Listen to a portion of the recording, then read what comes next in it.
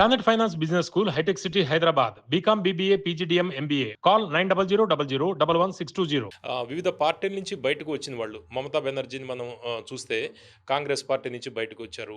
శరద్ పవార్ తీస్తే ఆయన కూడా కాంగ్రెస్ నుంచి బయటకు వచ్చారు. హేమంత్ బిశ్వ శర్మ కాంగ్రెస్ నుంచి బీజేపీకి వచ్చారు. తర్వాత ఏ పొజిషన్కి వెళ్ళారో మనం చూసాము. నితీష్ కుమార్ కూడా వివిధ పార్టీలు మారారు. ముకుల్ రాయ్ టీఎంసీ ఫౌండర్గా ఆయన ఉన్న వ్యక్తి ఇప్పుడు చాలా ఇంపార్టెంట్ రోల్ ప్లే చేస్తున్నారు. ఇప్పుడు రాఘవ్ చద్దా కూడా రేపు అటువంటి రోల్, ఒక మేజర్ రోల్ ప్లే చేసే అవకాశం ఏదైనా ఉందా? రాఘవ్ చద్దాని బీజేపీ ఎక్కడ కావాలంటే వాడుకుంటారు. మోస్ట్లీ పంజాబ్లో ఉండొచ్చు. అంటే రాఘవ్ చద్దా అంత పెద్ద ఓట్ క్యాచర్ కూడా కాదు, కానీ ఆయనకి ఇమేజ్ ఉంది. అది పిఆర్ బాగా మెయింటైన్ చేస్తారు, మీడియాతో బాగా మాట్లాడతారు. బీజేపీ వాడుకుంటారు. ఇప్పుడు షేజాద్ పూనావాలా ఉన్నారు మీ దగ్గర. ఆయన ఎక్కడి నుంచి వచ్చిండు? ఇదే కాంగ్రెస్ పార్టీ నుంచి వచ్చింది. ఏకే ఆంటనీ కొడుకున్నారు కేరళలో. ఎక్కడి నుంచి వచ్చింది ఆయన? ఏకే ఆంటనీ కాంగ్రెస్ పార్టీ నుంచి బీజేపీకి వచ్చింది. Jithin Prasad, one of the tallest Congress leaders, ఆయన కొడుకు, ఆయన బీజేపీలో ఉన్నాడు. ఇది ప్రాబ్లం. వీళ్ళు టాలెంట్ రీటైన్ చేయలేకపోతున్నారు. పవన్ గారు హిమంత బిశ్వ శర్మ కేసు మీరు చెప్పారు.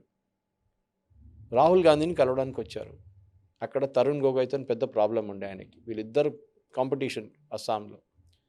3 రోజులు అస్సాం భవన్లో వెయిట్ చేశారు, కలవలేదు. 3వ రోజు పిలిచారు, వెళ్ళారు. వెళ్తే రాహుల్ గాంధీ వాజ్ డిస్ఇంట్రెస్టెడ్. అది ఆయన మాటలు వినడానికి కూడా రెడీగా లేరు. కుక్కని బిస్కెట్ తినిపిస్తున్నాడు. లాస్ట్ కుక్క ఎక్కడికి వెళ్ళిన కూడా ఆ బిస్కెట్లన్నీ హేమంత బిశ్వ శర్మకి ఆఫర్ చేశారు. ఆయనకు కోపం వచ్చి అక్కడి నుంచి వెళ్ళిపోయి బీజేపీలో చేరిపోయాడు. The rest is history. ఇవాళ నార్త్ ఈస్ట్ మొత్తం బీజేపీ కోసం కంట్రోల్ చేస్తున్న మనిషి హిమంత బిశ్వ శర్మ. అంటే మీ కాంగ్రెస్లో ఉన్న టాలెంట్ మీరు వేస్ట్ చేసుకుంటున్నారు. మీరు వాళ్ళని ఆపలేకపోతున్నారు. టామ్ వడక్కన్, చక్రవర్తి రాజగోపాల్చారి గ్రాండ్ సన్ కేశవన్, వీళ్ళందరూ కాంగ్రెస్ వాళ్ళు. మీరు ఎందుకు రిటైన్ చేయలేకపోతున్నారు వాళ్ళని? ఇది అర్థం కాదు నాకు. అస్సాం పీసీసీ చీఫ్, ఆయన ఎలక్షన్ ముందు చేరిపోయాడు బీజేపీలో. వీళ్ళందరూ యూజ్ చేసే ఒక వర్డ్ ఉంది పవన్ గారు, మమ్మల్ని ఇగ్నోర్ చేస్తున్నారు, మమ్మల్ని ఎవరు పట్టించుకోవట్లేదు పార్టీలో. హిమంత బిశ్వ శర్మ ఒక ఎగ్జాంపుల్ ఇచ్చాను. మన దగ్గర జీవన్ రెడ్డి గారు ఇంకొక ఎగ్జాంపుల్. తెలిసింది ఇక్కడ ఏం జరిగిందని. ఇక్కడ జీవన్ రెడ్డి కూడా అదే స్టేట్మెంట్ ఇచ్చారు లాస్ట్, నన్ను ఎవరు పట్టించుకోవట్లేదు. ఢిల్లీలో రాబరీ దేవి, తేజస్వి యాదవ్ అండ్ లాలూ ప్రసాద్ యాదవ్ రాహుల్ గాంధీని కలవడానికి వచ్చారు బీహార్ ఎలక్షన్ ముందు. క్యాండిడేట్స్ ఎలక్షన్ గురించి మాట్లాడాను. వాళ్ళకి ఏదో కేసు ఉండే ఢిల్లీలో ఆ రోజు. 3 రోజులు ఆగారు, పిలవలేదు. ఇదైపోయిందంటే పాత రాజు సిస్టమ్ ఉంది చూడండి, రాజులు ఉంటారు, చాలా బిజీ వాళ్ళు, వాళ్ళకి టైమే లేదు ఎవరిని కలవడానికి, దర్శనం ఇవ్వడానికి కూడా టైం ఉండదు వాళ్ళకి. అట్లాంటి కేసు ఇది. వీరు ఇంత బిజీ ఏంటి ఇంత సీనియర్ లీడర్స్ని కలవకుండా ఉండడానికి? లాస్ట్ వాళ్ళు కోపం వచ్చి వెళ్ళిపోతారు వాళ్ళు. అదే జరిగింది కూడా. జీవన్ రెడ్డిది ఏంటి ఎట్లా దాని మీద? I'm surprised. ఎందుకంటే మనకు లోకల్గా మన ప్రేక్షకులు కూడా జీవన్ రెడ్డి అనగానే ఒక హిమంత బిశ్వ శర్మ కన్నా, ఒక ఏం చెప్తారు, జితేన్ ప్రసాద్ కన్నా ఎక్కువ ఇంపాక్ట్ ఉంటుంది జీవన్ రెడ్డి గారు. జీవన్ రెడ్డి గారు ఎంతో సీనియర్. నాకు స్కూల్ టైంలో నేను చదువుకుంటున్నప్పటి నుంచి నాకు తెలుసు జీవన్ రెడ్డి అని పేరు అప్పటి నుంచే విన్నాను నేను. అంత సీనియర్ మనిషిని మీరు ఎట్లా నెగ్లెక్ట్ చేస్తారు? ఒకప్పుడు పీసీసీ ఆయనే అవుతాడేమో అనుకున్నారు. రేవంత్ రెడ్డి గారు ఉన్న క్యాంపెయిన్ చీఫ్ ఉన్న టైం నుంచి ఆయన్ని క్యాంపెయిన్ ఇచ్చి క్యాంపెయిన్ చైర్మన్గా ఈయనకి పీసీసీ ఇస్తారనుకున్నారు. దాని తర్వాత అది పాలిటిక్స్లో దిగింది. ఎందుకు 2 రెడ్డిల్ని పెట్టలేరు, ఒక రెడ్డి పీసీసీ చీఫ్, ఇంకో రెడ్డి ముఖ్యమంత్రి కాలేదని చెప్పి ఒక రెడ్డిని తీసేసిండు. అది జీవన్ రెడ్డి గారు. ఆయన ఇప్పుడు ఈసారి అవుతారనుకున్నారు. ఇప్పుడు మహేష్ కుమార్ గౌడ్ని చేశారు. ఇప్పుడు కూడా దానికోసం ఇగ్నోర్ అయ్యారు. ఏం చేయాలి? మీరు పిలిపించి మాట్లాడాలి. మీ దగ్గర మీరు పీసీసీ చీఫ్ని ఢిల్లీలో పిలిపించుకొని అస్సాంలో మాట్లాడిన తర్వాత నెక్స్ట్ డే బీజేపీకి వెళ్ళిపోయి ఉండాలి. అంటే మీ కన్విన్సింగ్ అబిలిటీ అంతే ఉందా? ఇక్కడ కూడా అంతే. జీవన్ రెడ్డి గారిది సీనియర్ లీడర్లు ఎంతోమంది ఉన్నారు, ఉత్తమ్ కుమార్ రెడ్డి కానీ, రేవంత్ రెడ్డి కానీ, మిగతా వాళ్ళు పార్టీ ఫంక్షనరీస్ ఉన్నారు, వాళ్ళు పిలిచి మాట్లాడవచ్చు కదా. మీరు ఎందుకు చేయలేకపోతున్నారు? ఇది ప్రాబ్లం పవన్ గారు. ఈ టాలెంట్ని రీటైన్ చేయడం తెలియాలి వీళ్ళకి.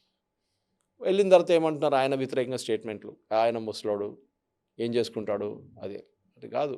ముసలోడు కూడా విలువ ఉంది, వాళ్ళ ఎక్స్పీరియన్స్ చాలా పనికి వస్తుంది. అది పార్టీలో ఉన్నప్పుడు ముసలోడు కాదా? అది కరెక్ట్ క్వశ్చన్. అప్పుడు కాదు కదా. ఇది ప్రాబ్లం. మీరు ప్రతి స్టేట్లో మీ టాలెంట్ కోల్పోతున్నారు. మీరు ప్రతి స్టేట్లో మీ పార్టీ నుంచి రాజీనామా చేసి వెళ్ళిపోతున్నారు. ఏకే ఆంటనీ కొడుకు బీజేపీలో ఉన్నాడు. ఆలోచించండి. అట్లాంటి పొజిషన్కి మీరు వచ్చేసారు. ఇప్పుడు అగ్రెషన్ అని ఉండాలి. పవన్ గారు. అంటే సురేష్ గారు ఇప్పుడు రాఘవ్ చద్దాతో పాటు ఒక మరో ఆరుగురు ఎంపీలు బయటికి రావడం ఇదంతా బీజేపీ ఆపరేషనే అనేది ఒకటుంది. దాన్నేమంటారు మీరు? కరెక్ట్. దాంట్లో తప్పేం లేదు. హ్మ్. ఏ రాజకీయం కాబట్టి పార్టీ అయినా రాజకీయం చేస్తారు. అగ్రెసివ్‌గా ఉండాలి. హ్మ్. యాజ్ లాంగ్ యాస్ మీరు ఎథికల్లీ కరెక్ట్‌గా చేస్తున్నారు అంటే ఉంటది. ఇప్పుడు మనం తమిళనాడులో రిసార్ట్ పాలిటిక్స్ చూడలేదా? కర్ణాటకలో రిసార్ట్ పాలిటిక్స్ చూడలేదా? రెగ్యులర్ జరుగుతుంటాయి. అంతే ఉంటాయి. కానీ బీజేపీలో అగ్రెషన్ ఉంది. వాళ్ళు ఒక చిన్న చెప్పాను చూడండి, చిన్న మున్సిపల్ ఎలక్షన్ కూడా ఎంపీ ఎలక్షన్ లాగా పోటీ చేస్తారు వాళ్ళు. అంత ఎఫర్ట్ పెడతారు దాంట్లో. మీరు గోవాలో కొన్ని సంవత్సరాల ముందు గోవాలో ఎలక్షన్ జరిగింది. ఇద్దరికి మెజారిటీ రాలేదు. బీజేపీకి రాలేదు, వాళ్ళకి రాలేదు. అండ్ మహారాష్ట్ర వారి గోమంతక్ పార్టీ అని ఇంకో పార్టీ ఉంది. వాళ్ళకి కొంచెం సీట్లు వచ్చినాయి. హ్మ్. అప్పుడు వాళ్ళు ఏం చేశారంటే బీజేపీ వాళ్ళ టీంని పంపించారు ఢిల్లీ నుంచి. వెళ్ళి వీళ్ళ చిన్న చిన్న పార్టీలను వాళ్ళతో మాట్లాడండి, గవర్నమెంట్ ఫామ్ చేయడానికి ట్రై చేయండి అని చెప్పి. హ్మ్. కాంగ్రెస్ పి చిదంబరంని పంపించారు. హ్మ్. పి చిదంబరం గారు దిగారు ఎయిర్పోర్ట్లో, దిగి డైరెక్ట్ హోటల్కి వెళ్ళి నిద్రపోయారు రాత్రి. పొద్దున్న చూసుకుందామని చెప్పి. పొద్దున్న లేవగానే న్యూస్ వచ్చింది, బీజేపీ గవర్నమెంట్ ఫామ్ చేస్తుంది. అయిపోయింది. హ్మ్. అంటే మీరు రాత్రి మొత్తం వాళ్ళు పనిచేస్తుంటారు దీని మీద. మీరేమో నిద్రపోవడం మీకు ప్రయారిటీ ఉండి వాళ్ళు తీసుకున్నారు, అయిపోయింది గేమ్. మళ్ళీ మీరు ఏడుచుకుంటే ఏం చేస్తారు? డబ్బులు ఇచ్చారు, డబ్బులతో చేశారు, డబ్బులు పంచిపెట్టారు, కోట్లు ఖర్చు చేస్తారు వాళ్ళు. లేదని చెప్పట్లేదు, మీరు కూడా చేశారు కదా. అందరు తెలిసిందే బొంబాయి కేసు ఏంటి, సుప్రీంకోర్టు దాకా వెళ్ళిన కేసు ఏంటి అది. హ్మ్.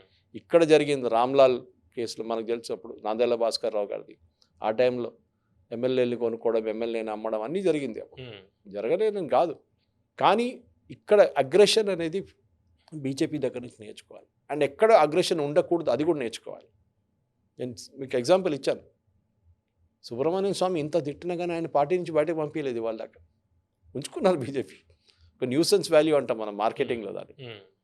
పిల్లలు ఐస్ క్రీమ్ అడిగినప్పుడు ఐస్ క్రీమ్ షాప్ ముందు గొడవ చేస్తారు, అట్లనే ఈ సుబ్రహ్మణ్యం స్వామి అయితే ఆయనకి- కాంగ్రెస్ వాళ్ళు రెగ్యులర్ తిడుతుంటాడు, అదే. రాహుల్ గాంధీని తిడుతుంటాడు. ఆయనకు ఐస్ క్రీమ్ కేసులు ఇచ్చేసి వేసాడు. అయిపోతుంది, విల్ బీ క్వైట్. అదేంటి ఐస్ క్రీమ్ రాజ్యసభ సీట్ అది ఇవ్వలేదు, హ్మ్. దానికోసం లబో అని తిడుతుంటాడు పొద్దున్న sir. Okay. You should some times ignore such thing. Suresh గారు ఇప్పుడు రాఘవ చద్దా భవిష్యత్తులో బీజేపీ తరపున ఢిల్లీ లేదా పంజాబ్లో ఒక టాప్ లీడర్ అయ్యే అవకాశం ఉందా? డెఫినెట్గా హ్మ్. డెఫినెట్గా అష్యూరెన్స్ ఇస్తుంది. ఈ పంజాబ్లో బీజేపీకి పెద్ద లీడర్లు లేరు, హ్మ్. ఈవెన్ ఢిల్లీలో కూడా లేరు. ఢిల్లీలో ఒక టైంలో హర్షవర్ధన్ గారు, సాహెబ్ సింగ్ వర్మ, వీళ్ళందరూ పెద్ద పెద్ద నేతలు ఉన్నారు ఆ టైంలో. హ్మ్. ఇప్పుడు బీజేపీలో అంత పెద్ద లీడర్లు లేరు. ఇప్పుడు రేఖా గుప్తాని ఎక్కడి నుంచి తీసుకొచ్చి వాళ్ళు ముఖ్యమంత్రి చేశారు. హ్మ్. Totally unexpected. కానీ ఎస్, రేపు పంజాబ్లో లీడర్లు ఉన్నారా? లేరు. పంజాబ్లో కూడా బీజేపీ పెద్ద లీడర్లు ఏం లేరు. ఇన్ఫ్యాక్ట్ పవన్ గారు, పంజాబ్లో బీజేపీ ఇప్పుడు తమిళనాడులో ఉన్న బీజేపీ పరిస్థితి ఒకటే. 1984లో Shiromani Akali Dal first alliance partner బీజేపీది. బీజేపీ ఫామ్ అయిందో 80లో. 84 నుంచి శిరోమణి అకాలీదళ్ బీజేపీతో ఉన్నారు. హ్మ్. ఈ ఫార్మర్స్ అజిటేషన్ తాక ఎన్ని సంవత్సరాలు ఆలోచించండి, ఆల్మోస్ట్ 40 years, ఫార్మర్ లాస్ అప్పుడు 40 సంవత్సరాల దాకా వాళ్ళు తోడున్నారు వాళ్ళు. హ్మ్. సో మనం మర్చిపోకూడదు, వాళ్ళ లాయల్టీ ఉండే. కానీ వాళ్ళు ఏం చేశారు, బీజేపీని పైకి రానియలేదు. పంజాబ్లో ఏదో 6 సీట్లు ఉంటే 2 సీట్లు ఇస్తారు దాని నుంచి, లేకుంటే 8 అసెంబ్లీ ఉంటే ఒక 20 సీట్లు ఇస్తారు, మీరు పోటీ చేయండి. వాళ్ళని డిఎంకే లాగా, ఏఐడిఎంకే లాగా వాళ్ళు they don't give maximum seats. హ్మ్. ఏదో ఒక రోజు మేము మమ్మల్ని మాయం చేసేస్తారు వీళ్ళని చెప్పి ఇవ్వరు. అది బీజేపీ చేసిన పెద్ద తప్పు. అప్పుడు జూనియర్ పార్ట్నర్గానే ఉండిపోయారు. పంజాబ్లో వాళ్ళకి విజిబిలిటీ లేకుండా పోయింది. హ్మ్. పాసిబుల్ ఇప్పుడు ఎలక్షన్ వచ్చే ముందు మళ్ళీ బీజేపీ రిన్యూడ్ ఎఫర్ట్ పెట్టి వాళ్ళు పంజాబ్లో కూడా ఒక ఇమేజ్ క్రియేట్ చేయడానికి ట్రై చేస్తున్నారు. అదే భవిష్యత్తు జరుగుతుంది కూడా, దాంట్లో డౌట్ లేదు. హ్మ్. ఎందుకంటే బీజేపీ అనేది పార్టీ మీరు లెఫ్ట్ టు రైట్ చూస్తే కూడా గుజరాత్, మహారాష్ట్ర, రాజస్థాన్, మధ్యప్రదేశ్, ఉత్తరప్రదేశ్, బీహార్, ఛత్తీస్గఢ్, ఒడిస్సా, అటు అస్సాం, మొత్తం వాళ్ళ దగ్గర ఉంది కంప్లీట్గా. మీరు సౌత్ అంటాం మనం, సౌత్లో కూడా తక్కువనా? హ్మ్. 17 సీట్లలో ఉన్న తెలంగాణలో 8 సీట్లు గెలిచింది కదా వాళ్ళు, 50%, తక్కువేం కాదు. సో బీజేపీ అగ్రెషన్ చూసి నేర్చుకోవాలి. అది నేను మళ్ళీ దాన్ని స్ట్రెస్ చేస్తున్నాను. ఎందుకంటే పొలిటిక్స్ అనేది పార్ట్ టైం బిజినెస్ కాదు, politics is full time business. హ్మ్. మీరు దిగాలి పొలిటిక్స్లో. నేను హాలిడేకి వెళ్ళిపోతాను, నేను వారం పాటు పని చేయను, నేను కొలంబియాకి వెళ్తున్నాను, ఎవరి దగ్గర చెప్పకుండా వెళ్ళిపోతాను, ఇదంతా రాహుల్ గాంధీ చేస్తూనే ఉంటాడు. వాళ్ళ పార్టీ లీడర్స్ ఏమో కన్ఫ్యూజ్డ్ అయిపోతారు, ఏం చేయాలరా ఈయన లేడు ఇక్కడ, ఏం డిసిషన్ తీసుకోలేకపోతున్నాం మనం. నో సారీ, ఇది problem. Raghav Chadha is again Raghav Chadha is basically ego issue. Arvind కేజ్రీవాల్కి రాఘవ్ చద్దా ఆయనకన్నా పెద్దవాడు అయిపోతాడని భయం ఉండే.